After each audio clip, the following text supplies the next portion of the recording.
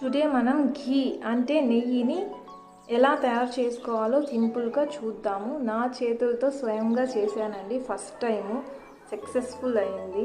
నాకైతే చాలా సాటిస్ఫాక్షన్గా ఉంది. సో ఎలా తయారు చేసుకోవాలో చెప్తాను, వినండి. అడుగు మందంగా ఉండే చిన్న పాత్రను తీసుకొని గ్యాస్ స్టవ్ మీద పెట్టాలండి.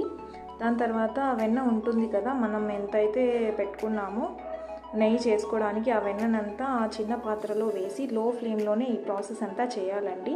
నాకైతే 15 మినిట్స్ పట్టింది. నాకు కొంచెమే వెన్న ఉన్నింది కాబట్టి 15 మినిట్స్లో నాకైతే నెయ్యి రెడీ అయిపోయిందండి. లో ఫ్లేమ్లో అలా 5 మినిట్స్కి ఒకసారి 2 మినిట్స్కి ఒకసారి కదుపుతూ ఉండండి. ఎలా అయితే నేను వీడియోలో కదుపుతున్నానో అలానే కలపండి. తర్వాత ఇది ఎవ్రీ 5 మినిట్స్కి చేంజ్ అవుతూ ఉంటుందండి.